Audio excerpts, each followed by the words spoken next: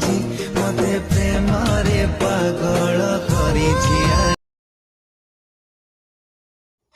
କ'ଣ ଆପଣ ଏହିପରି ଭିଡ଼ିଓ ଏଡ଼ିଟିଂ କରିବାକୁ ଚାହୁଁଛନ୍ତି?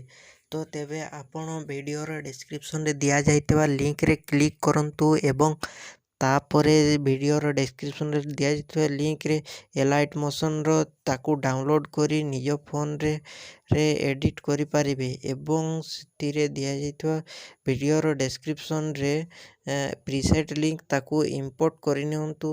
ତାପରେ ସେଥିରେ ଆପଣ ଯାହା କିଛି ଚେଞ୍ଜ କରିବାକୁ ଚାହୁଁଛନ୍ତି ତାହା ଚେଞ୍ଜ କରିପାରିବେ ଏବଂ ନ ଚେଞ୍ଜ କରି ମଧ୍ୟ ଆପଣ ତାକୁ ସିଧା ଡାଉନଲୋଡ଼୍ କରିପାରିବେ।